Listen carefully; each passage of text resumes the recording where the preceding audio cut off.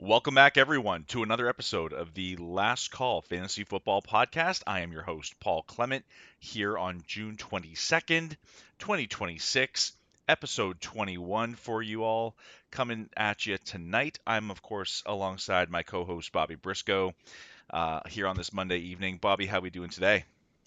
We're doing good. We are in pure survival mode here. It is the last week of school, 4 days left after today. Feels like forever, feels like no time at all. Everything has to happen.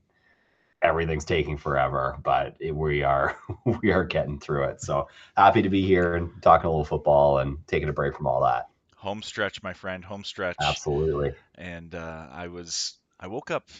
I had a tea time at 7 a.m. Only my friends would book a 7 a.m. tea time, and it's my first round of the year, so woke up at 3:30 in the morning, which was way too early.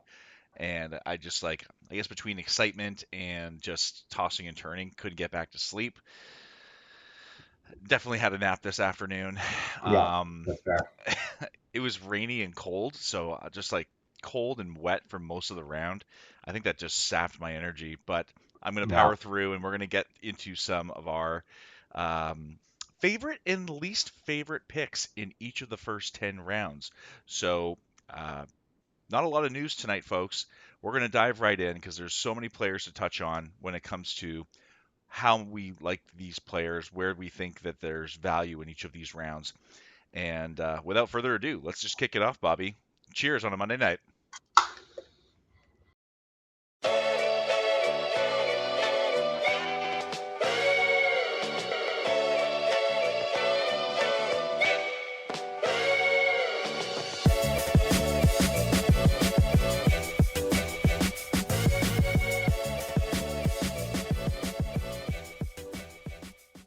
So, as we alluded, everyone, no real news to talk about this evening. So we're just gonna I do have a little news. I have a new beer. thank God for you, Bobby. Our one Uh, original segment, and I keep forgetting it. Hey, listen, I got to be on it here because I have all these wonderful beers. Yes, please. Tonight I have this is from Wood Brothers, a spot that I've mentioned before on the podcast. This is one that I have not tried. It is Van Cleek Hill Pale Ale. So give it a sip here. Hmm, that is delightful. That's a nice pale ale.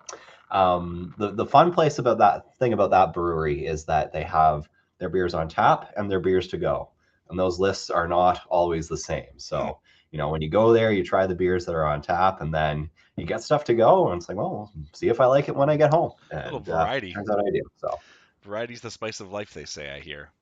yeah, absolutely. Excellent. Good. Well, a pale ale I do enjoy as well. I'm just sipping my Sapporo tonight, keeping it light and refreshing. Even though a, a better ale or a stout would have been better for tonight after standing out in the rain all day on the golf course. But um, That's fair. That's fair. yeah, it's fine. It's I, good. I will say, like, just circling back to that golf conversation, I'm a big fan of the 7 a.m. tee off. I'm not gonna lie. There's something nice about getting out there in the morning. You get it done. You can go home and have a nap. You're hopefully not behind anybody because you're the first one out there too. I think it makes for a nice day.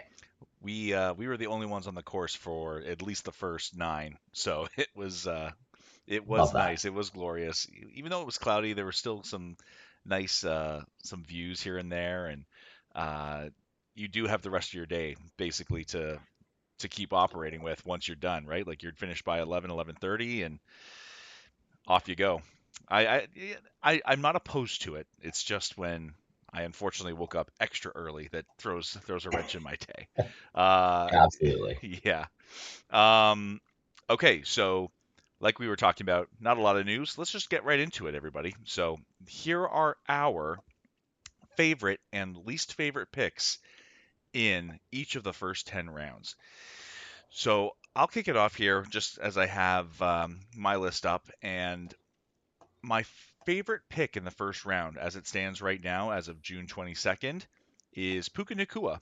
I think that the off-season stuff you certainly have to account for, but I believe that it's allowing him to be discounted to a point where the potential wide receiver one in fantasy football is falling to wide receiver 3 or 4. Like he goes after um, Jackson Smith and Jigba sometimes, and I think that is a mistake where there's a lot more variables at play for Jackson Smith and Jigba, where I think a lot of beneficial and a lot of optimal situational things are happening for Puka.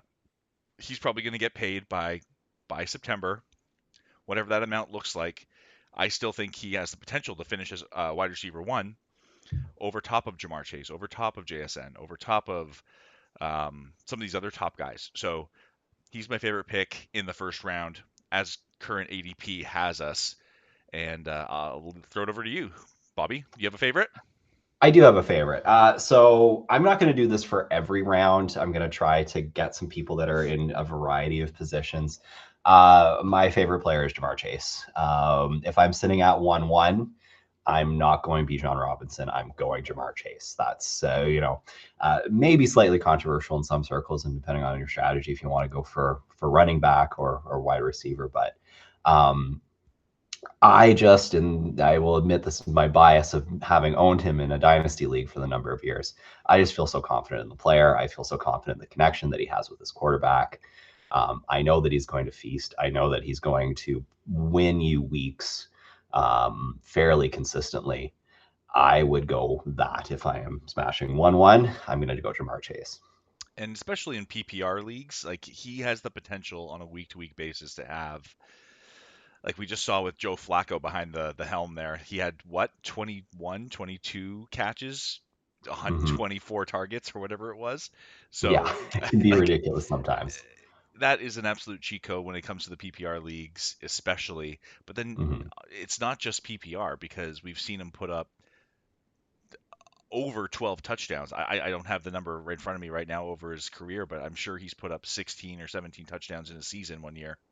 Yeah, I was looking at our previous iterations of the Dynasty Leagues records the other day, just to see, just for curiosity's Hmm. sake.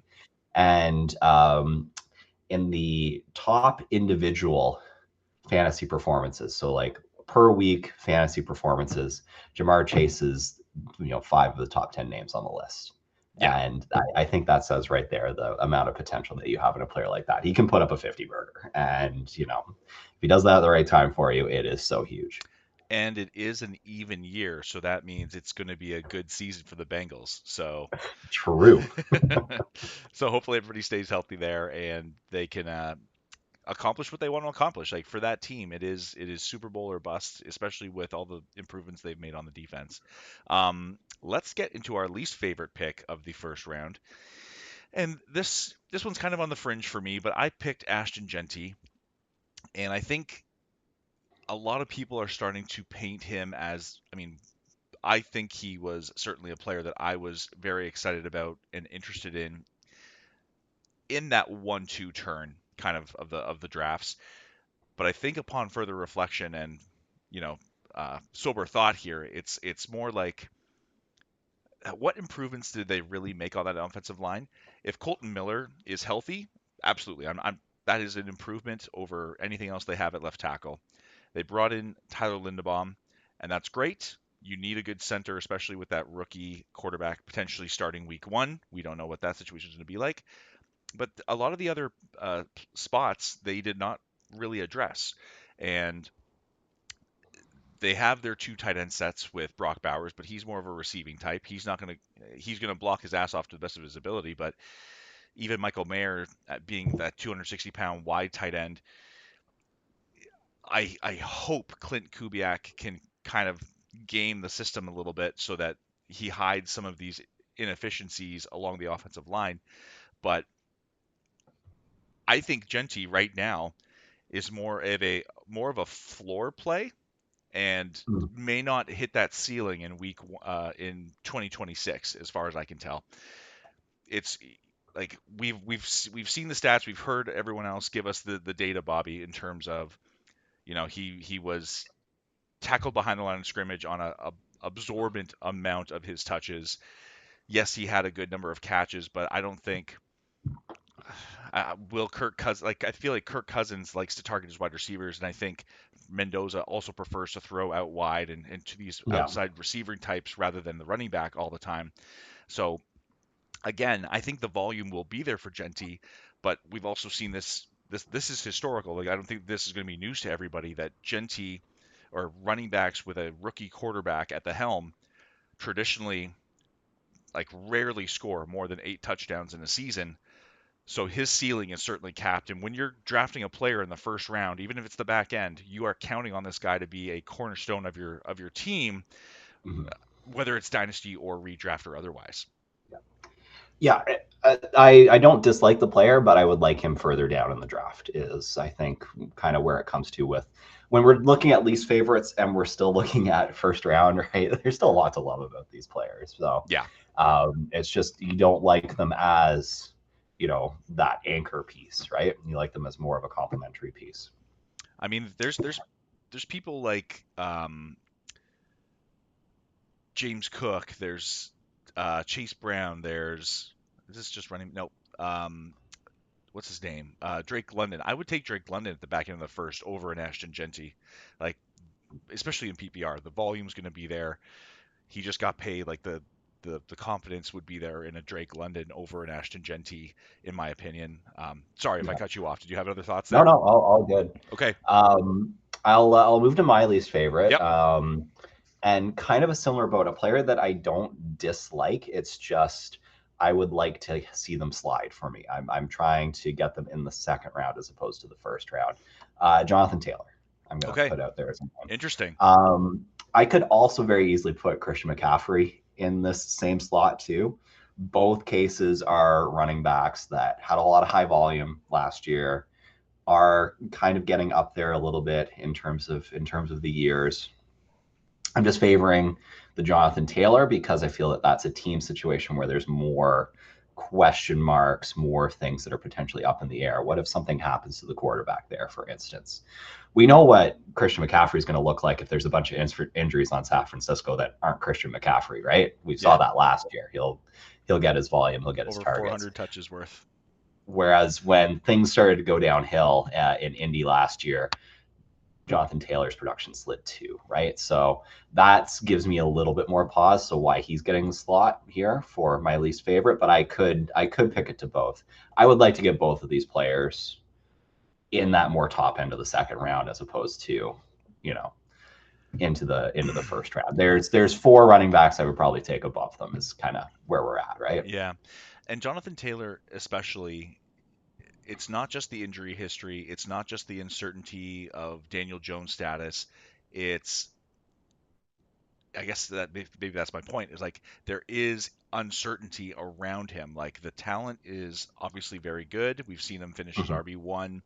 RB1 in the past, but it's going to be a tough uphill battle for this guy on a team where I if Daniel Jones isn't healthy, like we saw even when Daniel Jones was playing but playing hurt, they became very one-dimensional and it Mm-hmm. became almost too predictable for defenses. And he's such a good player, but he's not that Bijan or Gibbs level of elusiveness where he's going to make guys miss and create his own consistently. Like he does need a little bit of runway. He's a big guy, so Mm-hmm. once he gets a head full of steam, watch out. But he's he's not impervious to a bad situation, which we've seen in the Yeah. past when people were taking him as the first overall pick in fantasy, and he unfortunately disappoints.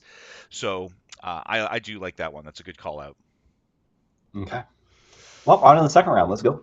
Round two, favorite picks, and for me, I'm going to go with Amari and Hampton. And I don't know if it's just because I've been getting flooded with social media posts on Instagram about all the highlights he's had on a bad Chargers offensive situation last year. But the guy is a absolute cyborg, breaking tackles, dragging defenders. If you give this guy a sliver of space, he's gone. Like he is that kind of athlete. You bring in a Mike McDaniel, and I think Amarian Hampton is a player that we could be talking about in the first round in 2027. Like that's his upside, and you're getting him towards the back end of the second round. Like that, we just saw this happen in our startup. It's I think people still have this stink on him when it came to last year. We never really got to see him go and keep going. He had a couple flashes in his rookie season, but he was majority of the season injured. So you put him into this new offensive situation. They bring in some new players. Hopefully their tackles are healthy, and Joe Alt and Rashawn Slater. And if you if the Chargers can just stay healthy, which always seems to be a problem for them year after year, I do believe that this is an offensive situation where he will be a major benefactor. I'm not worried about Keaton Mitchell. Like Keaton Mitchell's nice. He's a nice little change of pace guy, little speedster out of the backfield that Mike McDaniel probably levied for. But Amarian Hampton's going to be the guy. Like they took him in the Yeah, first round. He's an absolute freak show athlete, and the offensive situation, in my opinion, is going to be incredibly improved. yeah, absolutely. I like what you're saying there. I'm Uh, sold. yeah, I mean, when he almost fell back to me at the end of the second round, I was getting pretty jittery there. How about you, Bobby? You were licking your chops. That's for sure. Yeah. Yeah. How about you at the second round, Bobby? Favorite player? So my favorite player, I'm kind of waffling back and forth between two here, and both of them are ones that I know that you would like. Um, if you're inclined to go quarterback, I do really like getting Josh Allen. Yeah, Okay. here, especially if you're towards the end of the second round, Yeah. locking down the best quarterback is always a good thing to do. But I am going to go with AJ Brown as my pick. Okay. Yeah, he's bumped up quite a bit since our He is startup. climbing, and I think it's for such good reason. The potential here is huge. We know what he's capable of, and New England has brought him in to do that, right? Yeah. So even if it's not his career highs, even if that age has caught up to him a little bit, there's just still so much that you're getting out of this player, and they are going to be capitalizing on him to the best of their ability as well, having brought him in and having a use for him too, right? So yeah, I think the stock is rising for good reason, and I really like AJ Brown in this round. I think the Patriots have been creating game plans around AJ Brown since midway through last season. Like Mm, these trade rumors started back in like October, November last year, and I think obviously they had to bide their time, financial reasons until they could get him over into the building, but he is a force multiplier even at this age. He forces defense to play differently. I think Josh yeah, McDaniel. Josh McDaniel is a kind of offensive coordinator who can maximize a player like this. Like, if I'm not mhm. mistaken, he was around when Randy Moss was in town and was the guy. So he knows how to. Yeah, I hope he knows how to optimize a player like this. yeah, Physically dominant and just these rumors about the knee, like that's fine. I think they knew that. That's why they were able to get him for a future first rather than a premium yeah, draft coming up first.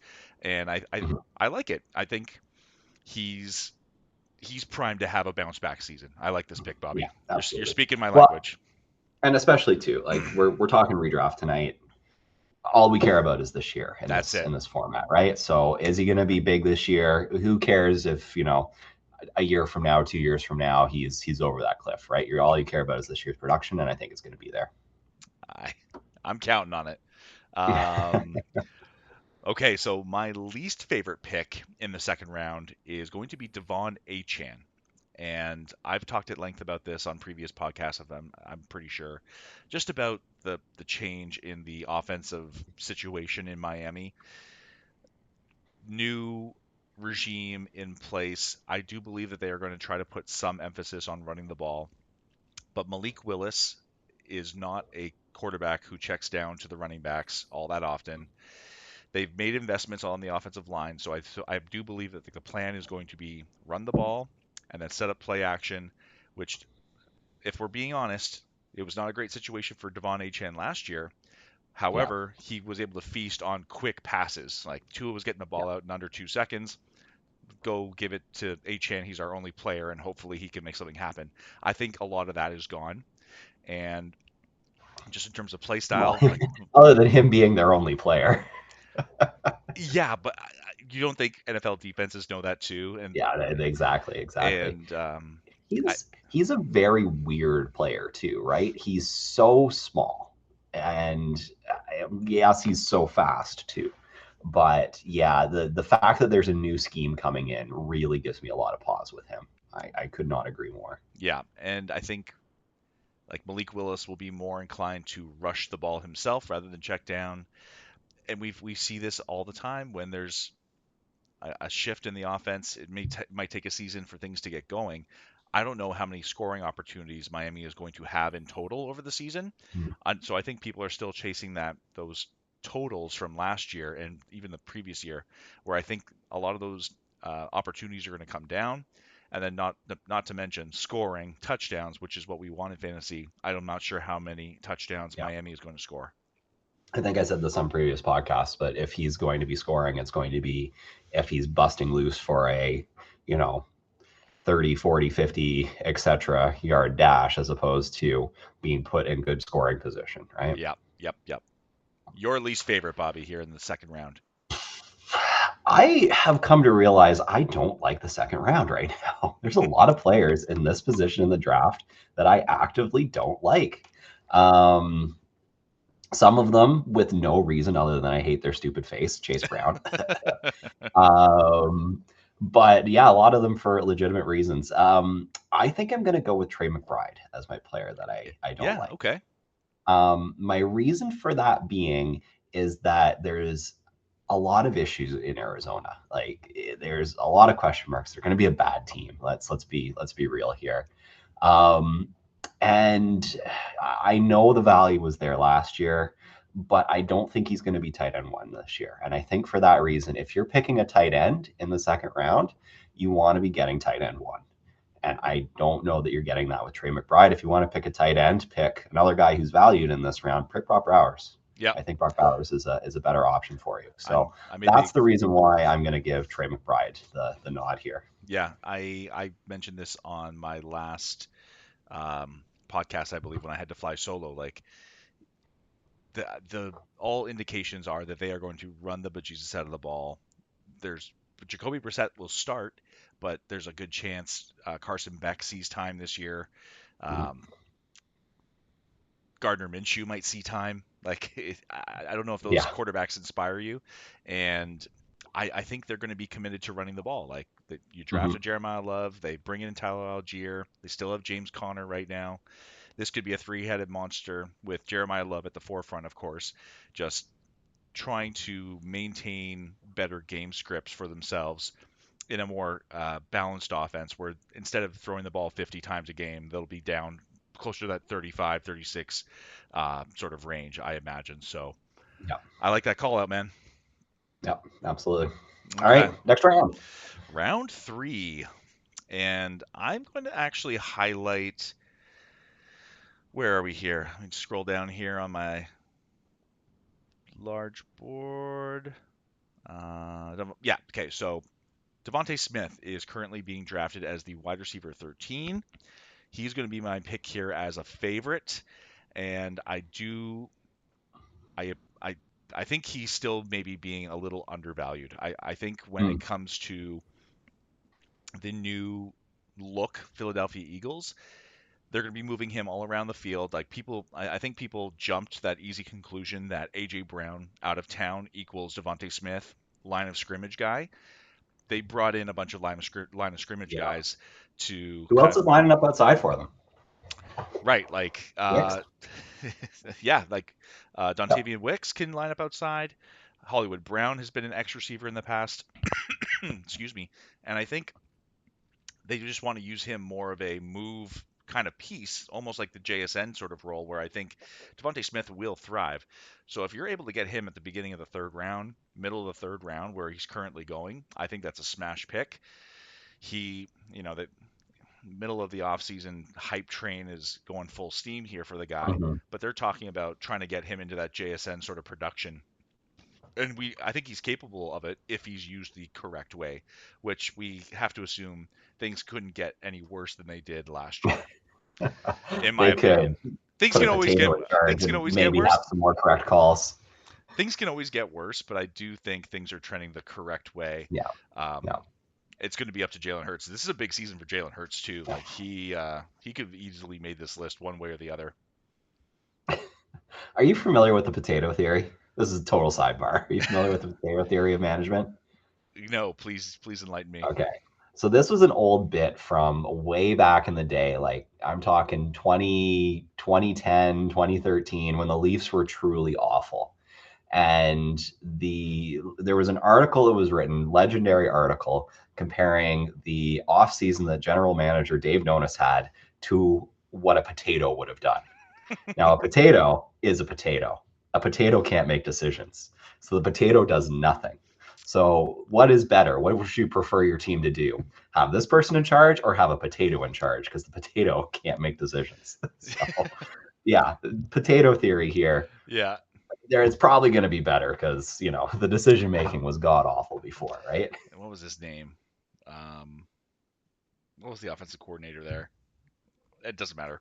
Um, yeah, no, I agree. I think just a change of scenery, the change in personnel, a healthy offensive line, hopefully a motivated Jalen Hurts is all it takes to get the Eagles pumping on all full cylinders, on all cylinders. Yeah. Okay, over to you, Bobby. Round three.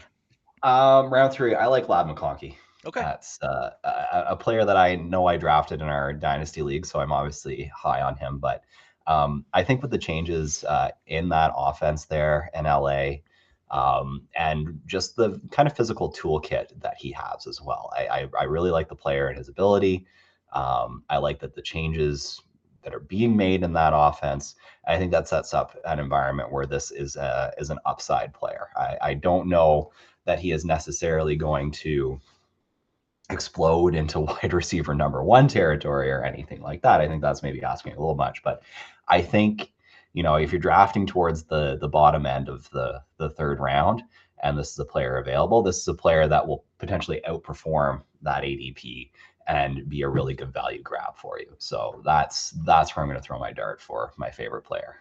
Yeah, and there's something to be said about the strategy of taking the like taking players with upside and like potential value when they're coming off of a poor season, right? Like a Mm-hmm. lot of these Yeah. guys that we've talked about so far, um, they're discounted because of what they did in 2025. So if Lab McConkey slots in as that, when Mike McDaniel first took over in Miami and Jalen Waddle and Tyreek Hill were running rampant around the field, and Mm-hmm. instead of Tua and his noodle arm, you have another cyborg at quarterback in Justin Herbert. Yep. The Yep. uh, the Absolutely. upside is certainly there, man. I A don't lot of stuff to like in that situation. So yeah, that's where I'll put my dart. I like it, and I like Lad McConkey too. Like I had him in a previous iteration of our league, and I was yeah, it was unfortunate the way things turned so quickly after all the injuries they had. I think he's Yeah. due for a big bounce back. Um, okay, my least favorite player in round three, Zay Flowers. Mm, And I admittedly have not been a Zay Flowers believer ever. Um, and of course, I can admit that he may have proven me wrong once or twice in his career already. But last year, I think he was, I think he was a top 12 receiver in a down scoring year for wide receivers. yeah. And I truly think this new offensive regime, um, they brought in like I think there's gonna be a bigger focus on spreading the ball out and like going a bit more like wide formations.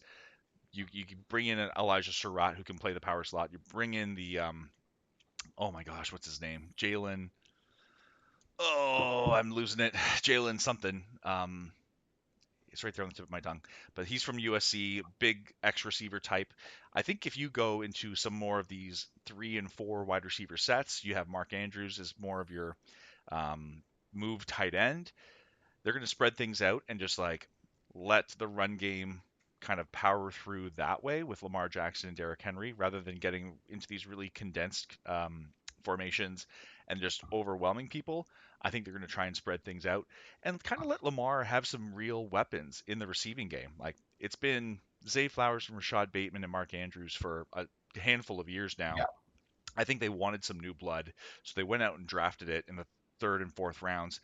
And I like these players that they brought in. So does Zay Flowers see the volume that he got last year? I think not. And he's never been a red zone threat. So No. I'm very happy to let him pass by another year here. As a former Zay Flowers owner as well, I will fully concur with this. He has always been, such a hit or miss kind of player too. He's one that makes you feel bad on a on a weekly basis, right? I had the luxury of having to decide whether I was putting him in the lineup or not as a flex start. And more often than not, it's like, I didn't start him and he popped off for, 20 or 30 points or something stupid. I put him in the lineup and he put up 2 points. Good Lord, right? He is just one of those kinds of players that is very frustrating in that regard as well. And I don't think that that's going to change anytime soon. In fact, yeah, with everything that you've talked about, I feel like that might get even worse. So, Yeah, his best weeks last year, he put up 28 against Buffalo in week 1 and he put up 29 against Pittsburgh in week 18. So to your point, you don't know if you were like last year when you drafted him, he was maybe a flex player for you, and you probably weren't sure whether or not you had to play him in week 1, and week 18 didn't matter. That's not happening in fantasy. Otherwise, yeah, you're looking at like a lot of 10s and 12s across that board. And so not really yep, getting that upside that we're trying to yeah. find, especially in the third round. Like we're still looking for cornerstone assets in that third round. Yeah, exactly. You're picking your second running back or your second wide receiver typically in these rounds. Yeah, And is that who you really want to be your wide receiver two that you're plugging in every week? Yeah. not I. Mhm. All right, Bobby, your least favorite in the third round. I've called this out before, and I'm hesitant to go back to it for variety's sake, but I feel like I just have to. Don't draft Malik Neighbors. Just don't do it. Just don't do it. He's not healthy. He's not going to be healthy. Even if he's back playing, he's not going to be the Malik Neighbors that you want to see. If this is Dynasty, it's a different conversation. Love the player. I like a lot of the things, broadly speaking, that are going on in New York. But yeah, in a redraft scenario, don't pick him. That's kind of the long and the short of it. This is where he happens to currently be falling in the ADP that we're looking at here. I feel like that cannon should continue to go down because at a certain point the risk will be there, right? That once you start to get into the later rounds when it's not a player that you are relying on to be, like we said, a every week starter, then you can start to maybe take that risk. But when you are picking in the third round, you're still in the core of your team, and you want to have somebody at the core of your team who might not be playing. Well, so the latest I've seen, and from the Twitter doctors that exist out there, I think there's a strong probability he will start the season on the pup. So that's 4 weeks right there. Yeah, Bye bye September. yeah, And then even if he's cleared to play, he will not be seeing full workload all the way through October. I think that the one particular Twitter doctor that I was reading on said that likelihood is that he will not see full workload until halfway through November. hmm, You're either in the playoffs or you're not by that time in yeah, your fantasy season. And yeah. I think I think what's going to happen, Bobby, like there's going to be news that comes out that he is at training camp and he's starting to do exercises off to the side, Oh, and he's going to start yeah. doing individual drills, and like it's going to be all positive. He might start to climb Somebody will back say, up. "Oh, he's cutting real good," and Yeah, then, yeah, and then the world will explode, right? Don't believe it. We yeah, have too much evidence of how long it takes to come back from this kind of injury. He's a freak athlete. Don't get me wrong, but he's that's in his not. favor. Yeah, he's not Wolverine here. So No, no. So I agree. It's a player that's going to be hard to trust, and I know that there have been examples of this in the past, and I wonder, does anything come to mind, Bobby, in terms of players that started on the pup that were drafted like this high? Like, um, I'm sure there are. I wish I'm I, sure there are, but I can't think of any off the top yeah, of my head. Yeah. I know there have been. I wish I'd done more research, but I digress. I, Okay. we're here having beers. That's not what this is all Yeah. about. No, we're not the research. We are not the research podcast, everybody. We're the vibes podcast. Let's get to round four, and then we'll take a break after we get through these four players. Um, okay.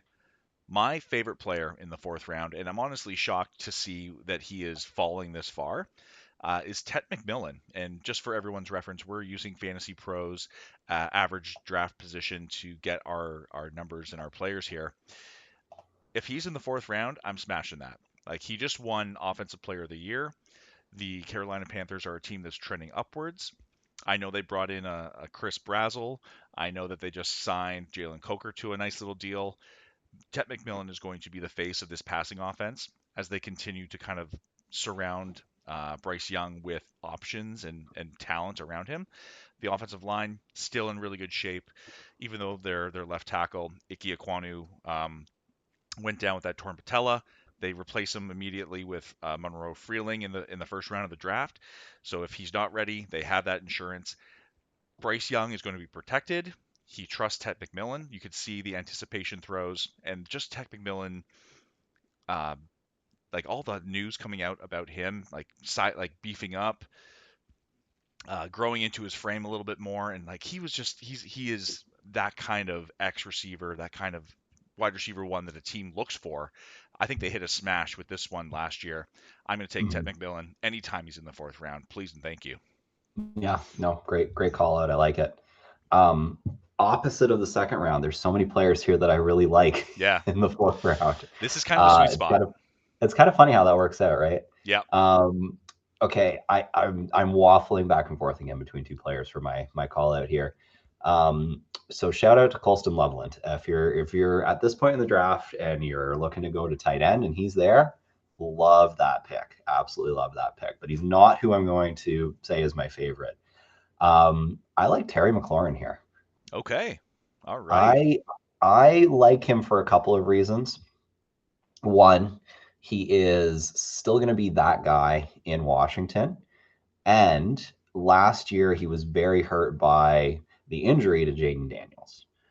And with Jaden Daniels back, presumably healthy, presumably over the sophomore things that happens to players, and hopefully grooving here and being Jaden Daniels again, I think that there's a lot of upside for Terry McLaurin. So that's a pick that you're probably trying to get a little bit later on in this round, but I really like the upside for a good bounce back for Terry McLaurin.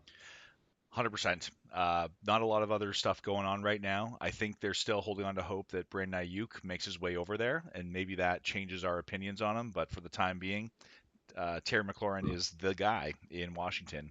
I think And that, you know what? Even if an Ayuk up there, there is a certain element of, a high tide floats all boats too, right? yep, If you're the only guy, then you get keyed on. Whereas when you're not the only guy, then you don't get keyed on as much. So, we can only look at the situation as it is right now, and as it is right now, I really yeah, like him where he's at in this ADP. love it. Absolutely love it. Um, my least favorite player in the fourth round, Luther Burden. And I think he's kind of going in that. Let me just quickly check here. If I'm not mistaken, he's kind of going at that 3-4 turn. Yeah, Yeah, 44 overall here. So yeah. So I think it's this is going to be this is going to be something that I'll talk about in a couple rounds, but I think it's going to be playing. It's going to be tough to figure out who is really going to be the guy in Chicago. It's one of these whack-a-mole situations where it could be Roma Dunze, it could be Luther Burden, it could be Colson Loveland, and it's Colson Loveland. yeah, that's yeah. I got him as a keeper in my keeper league. I think um, to take Luther Burden and all the hype, and I know people listen to the coach speak, and Ben Johnson says, "I'm if I were anybody, I'd be buying Luther Burden stock." It's like, oh, that's what he said. Let's go get Luther Burden. And I think he's going to keep rising in these drafts. And if you're if you look at your week one day and it's Romo Dunze who put up 25 and Luther Burden put up 8 or 10, that's going to be a thing that flips, I think, a lot of times over the course of a 2026 Yeah. season. So a bit rich for me, especially in this ambiguous passing core. But I know the hype is there, and it's probably for good reason. I like the athleticism, the ball in his hands, everything is amazing. Can he continue to do that? And I know that more targets have opened up. I get all the positives, guys. Mhm. It's going to be like who is going to truly emerge between Roma Dunze and him, and I think that's a little bit rich in the fourth round, early fourth Yep. round, I should say. Yep, that's totally fair. Yep. Um, yeah, I'm struggling for a pick here because there's a lot of players that I like in this round of the Fourth draft. fourth Uh, round's nice. Fourth round's a good spot to be. Um, Brees Hall, he plays for the Jets. Yeah, say less. I don't think I need to elaborate. We'll leave it Yeah. there at that.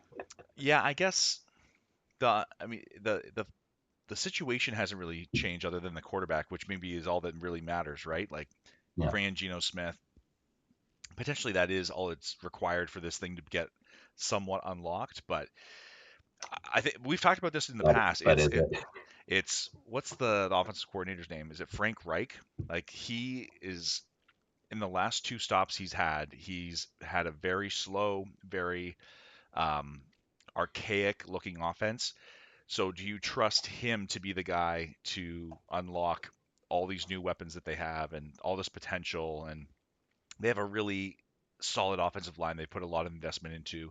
So I don't know, man. I like that pick. I'm going with feels, not with logic on this one. I'm betting on the Jets being the Jets and avoiding players on the Jets. And I'm not I don't do as I say, not as I do, because I picked players on the Jets in our dynasty draft. So it's it is what it is. But yeah, the talented player just got paid. All yeah, those positives, but again, it's going to be how is he implemented, and I don't mind that. Like history, I think history would land on your side here, Bobby. wow. Listen, we'll see if it continues, but this is the Jets we're talking about. Yeah. Okay, everybody, we're going to take a quick break, and then we're going to get into the second half of all these rounds that we're going to be talking about. We'll be right back in just a second. And we're back, everybody. Let's get into round five of our favorite and least favorite players that we are drafting or not drafting. And for me, my favorite player in the fifth round right now is Baishal Tutin. And it's funny to me that he's kind of the one running back that has been pushed up by this increased demand of running backs. He's in the same situation that Travis,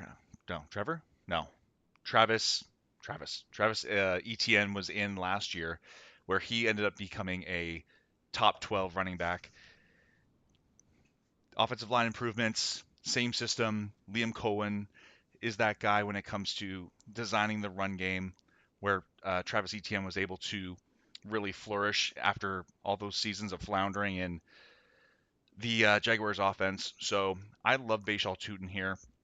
Chris Rodriguez is still dealing with a foot injury, so he's not getting the reps that he probably needs to thrive in this system, even though he's a Liam Cohen guy. Give me all the Baishal Tutin. He's a pass catcher. He's got the speed and explosiveness, and we've seen him work at the goal line as well. So if you're looking for your second or third running back in the fifth round, hard to do better than Baishal Tutin, in my opinion. Yeah, absolutely. Um, I'm going to go with wide receiver here in this round. Yeah, currently according to Fantasy Pro is sitting at 56th overall here. Christian Watson, I really really like. Biased opinion, Packers fan, but they are kind of seeming to be gearing up to bank on this guy a little bit this year, and with the moves that they made, with the players that they've let go in the offseason, we're going to have less of that committee look that we've had the last couple of years.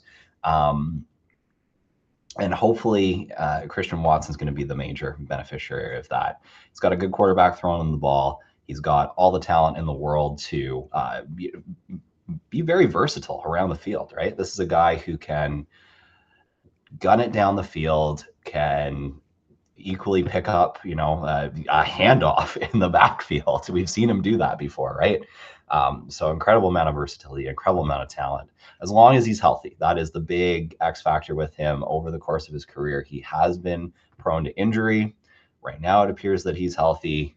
Hopefully, that is something that remains the case throughout the season, as both a Packers fan and someone who'd be looking to get him in redraft leagues as well, in and around this slot. When he came back from that ACL injury, he stayed healthy the rest of the season, which is a huge like Mm-hmm. you start to worry about the re-aggravation of the ACL or like the other muscles compensating, like the hamstrings, which he's dealt with in the past.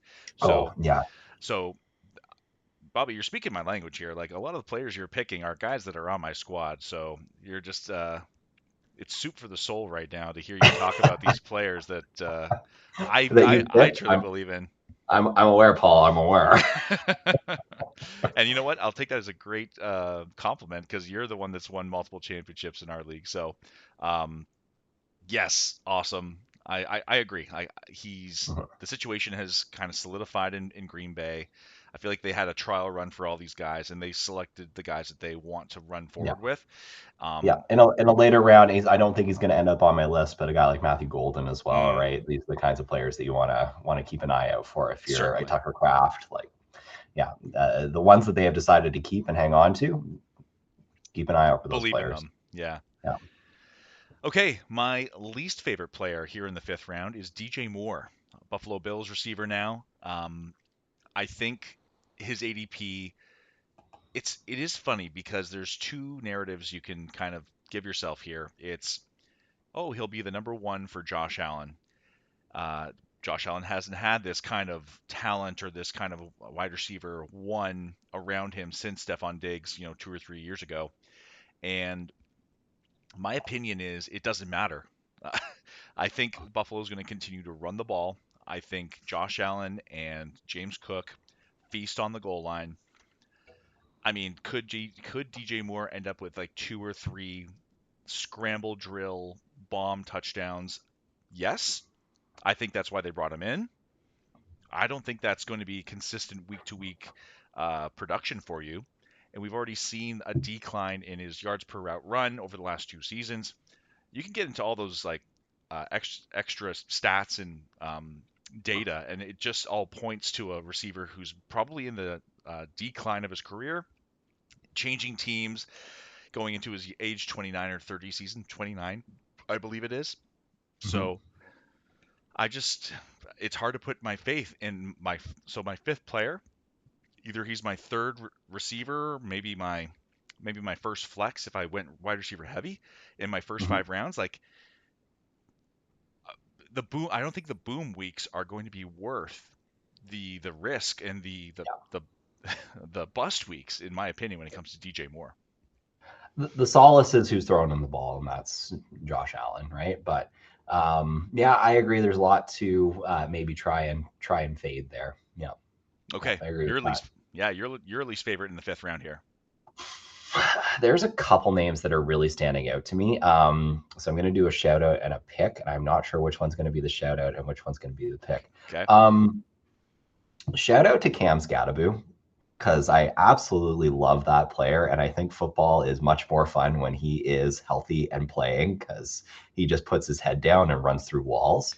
The problem is he puts his head Kids, down and run kids, we through don't. run through walls. That is not how you do. That's not how you take on contact. Do not put your head down. You cannot lead with your crown.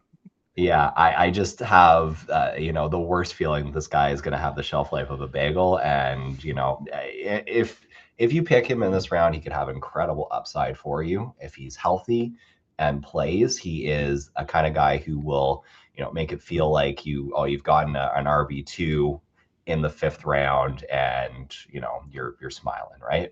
But if he's hurt, he's not going to be doing anything for you. Bucky Irving is my actual pick, though. There is Hmm. a lot I do not like about this player and the situation. I think it was lightning in a bottle a couple of years ago when they brought him in and he had the kind of season that he had as a rookie.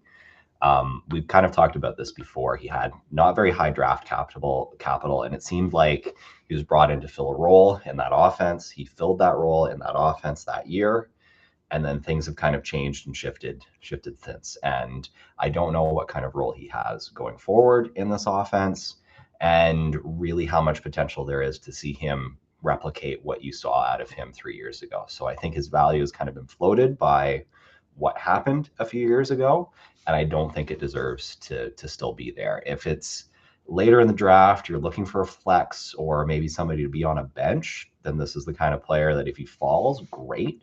But again, when I'm still filling out the main part of my lineup, I just don't trust him. He was one of my wild cards last episode. Um, if he's healthy and he can reassert himself atop this depth chart, on like ahead of Kenneth Gainwell, ahead of Sean Tucker, he could very easily bounce back to that Bucky that we love. To your point, the competition is better. The offense is kind of in flux, I believe. Like they did fire their offensive coordinator from last year, did they not? Or is it still Josh Grizzard? Anyway, Oh, I'll let you look that up. yeah, I'll Um, let that up. I think there's a lot of volatility when it comes to this Tampa Bay team right now, and especially for a guy who it sounds like he's practicing, but with a practice jersey that says no contact, like that's Mhm. not a good sign at this point. Like, Yeah. especially for a shoulder, like you would hope that that would have been sorted by now. Yeah, Um, it's a weird injury to be this long lingering. Like, I mean, I've dealt with a bad shoulder for years. They can linger, but to be something that's holding up a running back, right? yeah, and Zach Robinson is the OC so in they Tampa right now. so they did bring in a new offensive coordinator. So again, a lot of volatility around this backfield, and I think you eventually do want to take your stab at one of these guys. So I think one of them is going to be effective. Zach Robinson does love the run game, coming from Atlanta as his first offensive coordinating job. So um, I agree. Like it's tough to hit that click on Bucky Irving right now, and I think he went Yeah, even higher in our startup. So it's a risky bet to make, that's for sure. absolutely. Okay, we are moving on to round six, and for me, I I hope this happens for any other drafts that I would participate in between now and the kickoff of the season. To get Caleb Williams in the sixth round, this is going to be my favorite pick of the draft. Um, you look at the kind of jump that Drake May went from his rookie season to his year two season with just like proper coaching, better situation, maybe a couple improvements along the offensive line. I think Caleb Williams has QB1. Like he's the if there's one guy I want to bet on as a dark horse to finish as QB1 ahead of Josh Allen, even it's going to be Caleb Williams. We've seen the speed and the rushing ability. He can take it home from anywhere on the field. He's got that kind of explosiveness and speed. If he can improve his accuracy in the short to intermediate by 5 percentage points, we're talking about getting up into that QB3 range just from Yeah, last year alone. And I think we're starting to see that same thing that we like. They probably had too many toys in the toy shop last year with DJ Moore and all those other guys we've already talked about. I think if you remove DJ Moore and you put your faith and you put another year in Ben Johnson's system with Caleb Williams, gets a little bit more focused in terms of playing from structure and in the pocket, plus the wild card ability to just like turn the field around because he can hit those deep shots and because he can scramble for 20 yards at any given time. This is again, I think this is the kind of player you take a swing at in these middle rounds. This is the kind of player that would be worth a middle round selection, in my opinion. In Caleb Williams, upside through the roof. yeah. I I hope not too many league mates hear me talk about this because if I can get him stacked with Colson Loveland, it's game over, in my opinion. That's so fair. Yeah, I'm just going to go right into my pick because yeah, please. I think from a draft theory standpoint, I'm kind of on a similar line with you because I'm Sure. also thinking quarterback here. Okay. I'm going to go for Justin Herbert though. Okay. I think, similar kind of vibes. It's a good spot to be starting to think quarterback. And if, you can get a guy who has a lot of talent and a lot of potential to overachieve that ADP at this spot as your quarterback, that can be a huge factor in you winning your league, right? Because, somebody who's reaching for that quarterback in the, second round, third round, getting one of those, presumed to be high end guys, they're losing the capital of a position player at that spot, right? And if you can grab somebody who you think has the ability to perform on an equal level to those high end guys much later on, it's going to be very, very good for you. I just really like the change of scenery that's gone on in LA with bringing in that new offense, bringing in the pieces that they've brought in, the changes that it seems like they're going to make. We saw what these kinds of offensive schemes were able to do for Tua over the course of a couple of years, right? He became a highly startable fantasy quarterback in that offense. What happens when you already have somebody who's as good as Justin Herbert put into that kind of scheme? What can we get out of him, right? And there's a possibility that it could be, you could be getting Justin Herbert in what is this, the sixth round, and having similar kind of output that you would get for drafting Joe Burrow several rounds higher, right? Even better than that, man. I Mm-hmm. may or may not have put a $5 bet on Justin Herbert for MVP this year. I think that's in the range of outcomes. I think Yeah. with the offensive system they're going to bring in and his abilities and the players around him, as again, maybe if we all just stop talking about Los Angeles Chargers health, they'll just all stay healthy. Because Maybe. because like it's we just keep mentioning it, we're just jinxing him. I truly think like he was a QB2 through the first 3 weeks last year. Like Mm-hmm. he was in the quarterback run game. He was lighting it up downfield. Like Quentin Johnson had an emergence, which they really needed. Like Mm-hmm. it was a good situation for Justin Herbert, and I hope he wins MVP because that would make me, $50 here. So I wouldn't say no to Couple that. bucks, right? Yeah, it's a couple bucks. Um, okay, we're gonna try and power through the rest of these, everybody. We'll go a little bit faster. DK Metcalf for me is my least favorite player to draft in the sixth round. I think everybody who was a DK Metcalf believer had a like cold awakening to like what is going on in Pittsburgh for him particular last year. Didn't even lead the team in receiving. Kenneth Gainwell had that honor. And I just don't think that his skill set really matches up with Aaron Rodgers' ability at this time in his career. You bring in extra competition in Jeremy Bernard through the draft. You trade for Michael Pittman with a third round pick. I think those guys are more Aaron Rodgers type, if I'm being honest. And unless DK Metcalf can spring one for a long touchdown, he's not going to really pay off. I think it's going to be more of the same from last year when it comes to DK Metcalf. That's fair. My least favorite pick, David Montgomery. Kind of something Interesting. similar to what I looked at in those higher end running backs. Just getting old, coming up against a cliff, I think is going to be reliant on getting touchdowns, and do not know if that's going to necessarily happen for him at the clip that you might be hoping that it does. So I would look to I don't think he's undraftable. I don't think that he's not a player that I would want on my team. I just would prefer him to be in a later round. Yeah. I won't dive into all of it, but let me ask you what the split will be between him and Woody Marks. Like, how would you percentage wise split those guys? I think Montgomery probably gets. I think it'll depend on game script, but like first down looks and goal line kind of looks. Okay. I think that's where you see him, and then Woody Marks is filling in for other downs. Okay. So like a 70-75% chance that David Montgomery's taking that amount of work? Uh yeah, see that's the hard thing to quantify, right? Again, Yeah. the age is something that I'm hesitant with, right? I'll tentatively say yes, but Okay. I think that there's definitely bust potential there. Okay. My favorite pick in the seventh round is Ramondre Stevenson, who I think really flew under the radar last year. Probably going to be the leading back in New England yet again. He does everything that Travion Henderson does, except for the breakaway runs. He can catch the ball really nicely. He's trusted on passing downs. He's that first and second down thumper. He's got 20 pounds on Travion Henderson, so he'll be the goal line guy. Give me Ramondre Stevenson in the seventh round to be my RB2, RB like three, my flex.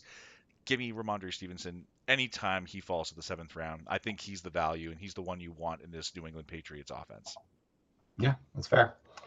I'm gonna go quarterback again here. I really like Trevor Lawrence. If you're determined to continue waiting on quarterback, Man, oh man, I think you could do so much worse than picking him. He looked real good towards the back end of last year.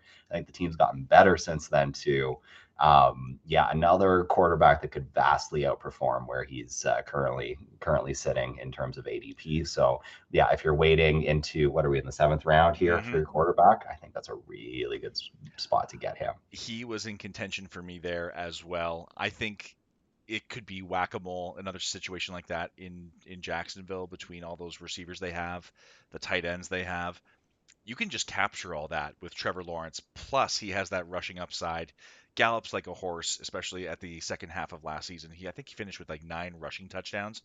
So Yeah, he's already flirting with that Josh Allen, um, all these rushing touchdown quarterbacks. He was flirting with that kind of upper tier status at the end of last year. yeah, Um, absolutely. so that's a good way to capture all that offense in just one player. My least favorite player in the seventh round, I can't believe he's going this high, is Tony Pollard. Like, what did Tony Pollard do for anybody last year until it was too late? Like, I think he started showing up in like the playoffs with a couple big games here or there. I looked at him as a buy low candidate last season, and I never came up with something that made sense to go get Tony Pollard. I think the situation's still bad in Tennessee. It's not all that much improved. I'm not touching Tony Pollard with a 10-foot pole. Yeah, that's totally fair. Um, I'm going with Chris Godwin here. That's I think again this is another situation where I'm just looking at players with bust potential, and I'm looking at him as a player that yeah just has the potential to not rebound. Right. I think when people are thinking of picking him, they're hoping for some rebound from him, but at 30 again, I don't like that environment in Tampa Bay. There's a lot of question marks there for me. There's an age factor. Yeah, I think that there's a possibility for no rebound to happen for them. He was such a favorite player of mine years ago, and I just love to watch the guy play. And the injuries have not been kind to that man. Mhm. It's like a damn shame what happens to these guys in this league. It takes a toll eventually. Yeah. Yeah. Okay. Are we moving? Yeah, we're moving on to round 8, and my favorite pick to back it up. Least favorite pick in round 6, DK Metcalf. Favorite pick in round 8, Michael Pittman Jr. He, I think, as I've already said, matches much better with Aaron Rodgers at this point in his career. He can win on those quick outs, he can win on the quick slants, work over the middle of the field where Aaron Rodgers likes to operate. Not much of a downfield threat, but can certainly spring a wheel route here or there. I think this is a better. Um, there's more simpatico, I think, between Michael Pittman and Aaron Rodgers in his age 42 season than there is with DK Metcalf. So give me Michael Pittman to be my first or second flex player when it comes to building out my roster here in the 8th round. Right. Um,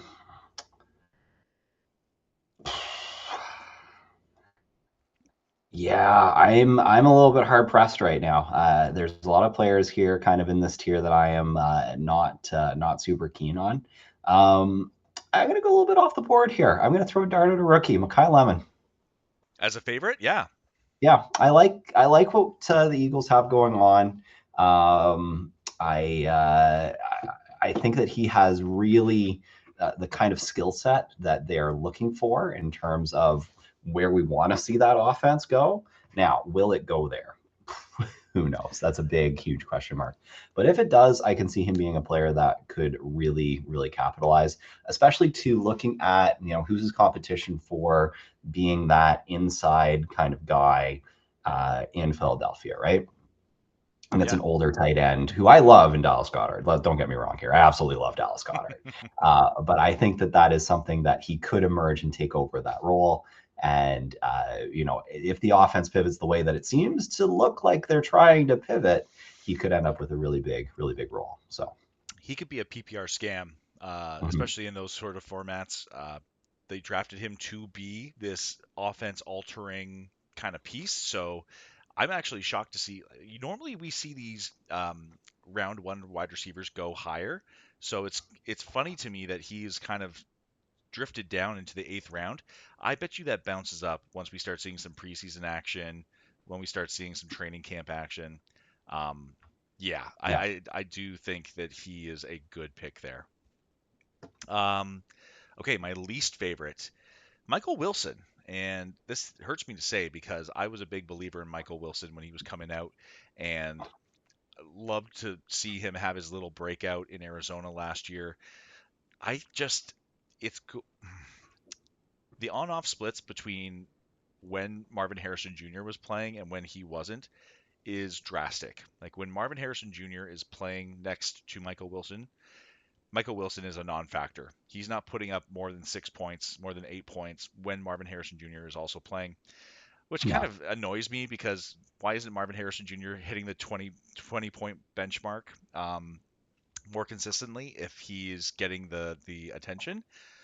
But Michael Wilson, I think, regardless of round, I this is probably still too high. Where I think some people are even taking him above Marvin Harrison Jr., and I think that's a mistake as well. I as much as I enjoy this player and I root for him, I think this is a bit rich when it comes to what this offense is going to look like in 2026. Yeah. Absolutely. Player that I don't like in and around this area, Brian Thomas Jr. Okay, Um, I realize that there's still, he was drafted with the amount of talent that he has, but he has failed to meet up to it, failed to meet up to it, failed to meet up to it. At this point, until he proves me wrong, I'm believing what I'm seeing. And I am not a believer at this point. I think he is definitely a player that he couldn't disappoint you. If you're getting him, where are we at right now? We're in the eighth round. eighth round. That's kind of just on the cusp for me. I would like to get him solidly out of having to be a reliable starter for me. And the Interesting. eighth round, maybe depending on whether you've gone wide receiver heavy already, that is the case, but then you're maybe hurting for running backs at this point anyway. Um, I would like to fade this player to be more of a flex option for me until I can see some more consistency from him. Okay, let me ask you between Parker Washington as the 69th pick, wide receiver 34, um, Brian Thomas Jr. as where'd he go? Brian Thomas Jr. Where'd he go? Yeah, wide receiver 31. Oh yeah, they're like almost right next to each other. They are right next to each And other. Yeah. Jacoby Myers, who's way down there, wide receiver 48 or something. Which Mm-hmm. one of those would you like to pick at their current value? I like Parker Washington. Oh yeah, Yeah. Parker Washington guy. Okay. I like Parker Washington. I like the upside here. Okay. Um, I think that's the higher upside pick. See, I want to believe in the Brian Thomas Jr. bounce back, but to your point, like last year did not look good on tape. I know he was Mhm. hurt, but yeah, he needs to play better in 2026. Okay, round nine, 2 rounds to go. In the ninth round, my favorite pick is Jonathan Brooks, and I've been a Jonathan Brooks guy since he came out of Texas. I traded up in our initial dynasty league to make sure I got him, and then of course he has that second ACL tear on the same knee. Long road to recovery for the guy, and it does sound like things are trending the right way. He's practicing basically in full at Panthers camp, and just gives you that upside play that like. I think in a lot of previous years, and this has been pointed out by many other fantasy analysts, but in other years, like there were these late round running backs that you could kind of find if you wanted to go like zero running back or hero running back, you could kind of wait on it. There aren't that many of those guys anymore. Like people are snatching them up in those middle rounds. This is one of the few guys that you can look in towards the double digit rounds as a potential lottery ticket. And if he can usurp Chuba Hubbard, who is a great player, Canadian guy, love the guy to death, he's not Jonathan Brooks. Jonathan Brooks was a No. high second round pick who runs like the wind, catches the ball, great in open space. Mr. Texas or Mr. Football in Texas when he Yeah. was coming out of high school. Like, say no more. Mhm. Um, I would love to have this guy on my team, maybe as my first bench or second bench player, and just hope Yeah. that he gets the opportunity and stays healthy. Yeah, absolutely. Yeah, I agree with a lot of that. At this point in the draft, I'm going to take Jake Ferguson. I and this is just a weird kind of feeling one, but Dak loves him, right? He He's does. Dak's safety blanket. Dak is going to check down to Ferguson anytime he needs to. And especially if you're in a full PPR, I feel that that is such a huge benefit, right? When you can know that there is that reliable connection, that you're going to get that consistent points. It makes him one of the last tight ends that I am comfortable grabbing as lock and load. I don't have to worry about streaming tight ends. Like I can just play this player and he's probably going to put up 10-ish points for me every week. And you know what? That's good enough for my tight end. Yeah. If you're waiting on tight end, he's good to have. To your Yep. point, he has that injury contingency upside too. Like if George Pickens or CeeDee Lamb go down, that's when we Yep. saw him have those spike weeks, right? Yep. So Absolutely. I do like that pick for you. Okay, least favorite player for me in the ninth round, Wandale Robinson. If I'm being honest, it's kind of funny to see him down this low. I think with the new contract and the kind of season he had last year, I would have expected him to be up higher. I still don't like him at this point in the draft, however. The guy is more boomer bust. I know he has the connection with Brian Dable. I just don't see that panning out with Cam Ward, especially after they spend the fourth overall pick on Carnell Tate. I think it's going to be a Carnell Tate and Calvin Ridley kind of season. I could be wrong on this, but I just get the sense that Cam Ward's play style lends itself better to those kind of players, the ones that are Mhm. more technicians, can win downfield, and then also are very quarterback friendly. Wanda Robinson's just a little bit. I hate to say it, he's a small guy, so I don't know how often he's creating separation or going up and winning a ball that Cam Ward's going to put into play for these other Yeah. bigger receivers. Yeah. Absolutely. I'm gonna do another one of those ones where I do some shout outs and then I go for my pick. Okay. So shout outs to players on the Kansas City Chiefs in general. I could have picked Rice way earlier on in this episode Mm, as a player I didn't like. I could pick Travis Kelsey right now. Don't pick the 36-year-old tight end.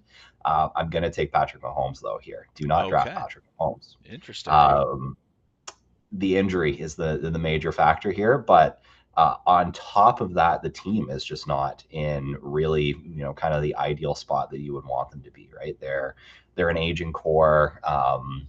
They have some good young pieces, but the good young pieces they have can't stay out of jail. Like there's just so many Yeah. strikes against uh, players in the situation. And then, yeah, again, that injury is a pretty significant factor here too. So, especially if you are somebody who happens to be listening to this, who happens to not be staying up to date with football and sees the name and goes, "Oh, Patrick Mahomes is good at football. I'll draft him." Yeah. Yeah, maybe not this year. This is not the year where that's gonna reward you very well. Yeah. Fair enough. And I think even if he does play week one, you're probably right. He's probably not rushing as much as he was last season. I can't expect him after signing this extension, putting his career on the line again, to go put out like go rush and put the team on his back and try and like win every game. Like this is you're right. It is a team in flux. I like that call out, Bobby. Mhm. Okay, my final Last pick, round last of the round, round regular 10. season. Yeah.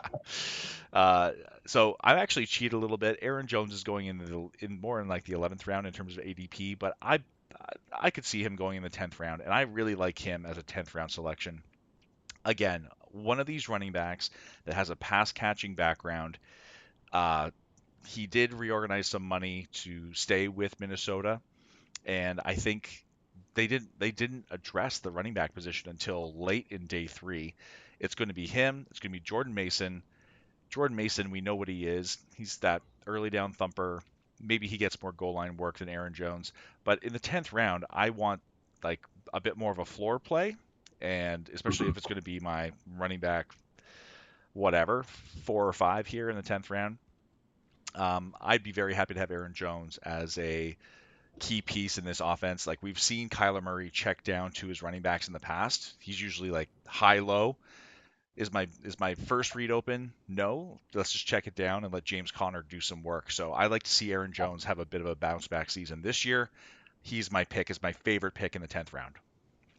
Again, this is my Packers fan coming out of me, but I love Aaron Jones. Even though he plays for Minnesota now, I still love that man. He was one of the best Packers that I've ever watched.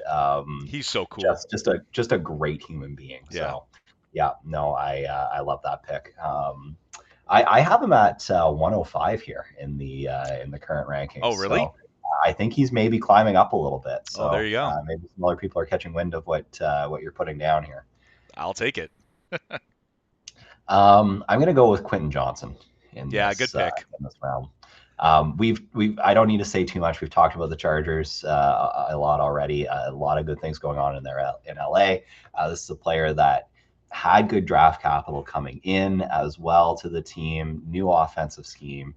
They can maybe make better use of him here this year. I think this is definitely a player that has pretty high upside and could potentially perform as a regular starter for you, which is great drafting, in the 10th round is where you're typically filling out your flex, right? Or you're starting to fill out your bench. So getting a player with that kind of upside at this point in the draft is definitely something to look for. I do see a build on it, like a building upon last season for Quentin Johnson. I think he's starting to get some confidence. I think you bring in a Mike McDaniel who's a player's coach. I think that's only going to help him. So I agree. Like Quentin Johnson is a spot starter here in the 10th round. I do enjoy that. Um, my least favorite player in the 10th round is Romeo Dobbs, and I am a Romeo Dobbs guy. I drafted him in the 3rd round of our dynasty, our first rookie draft of our dynasty league. Uh, I love the player.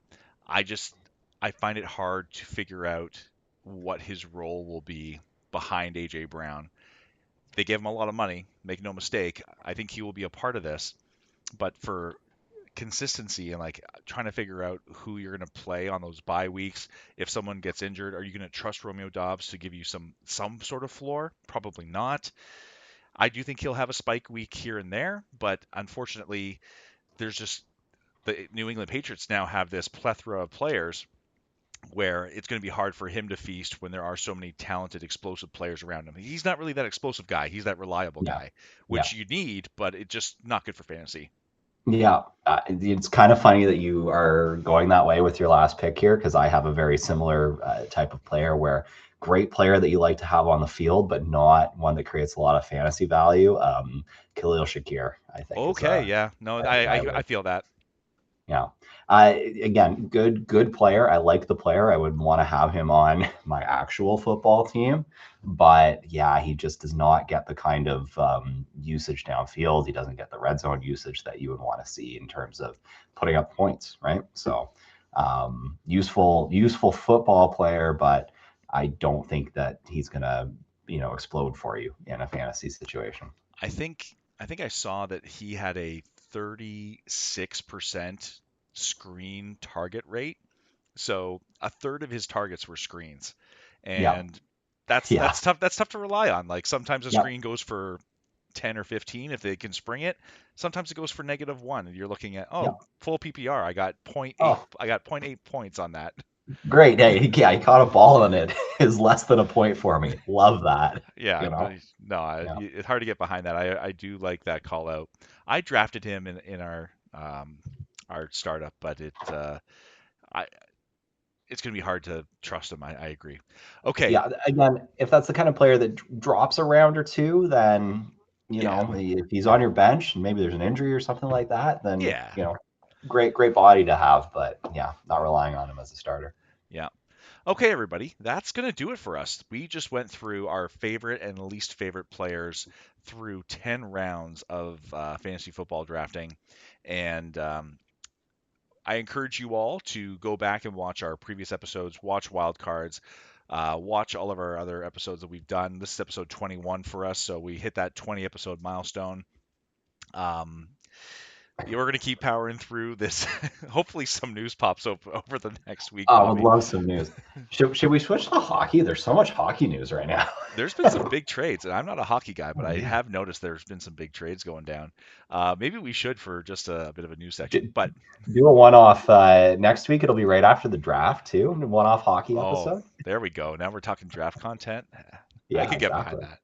that. Awesome. So thank you, Bobby, for taking some time out of your busy last week of school teaching here to get through this episode. Thank you, everybody, for watching, and please like and subscribe as always if you're enjoying this. This was a fun one. If you have any ideas about what you think we should be talking about during the next couple weeks until training camp gets rolling, feel free to drop that in the comments. But until next week, I hope you enjoyed. We will see you then. Peace.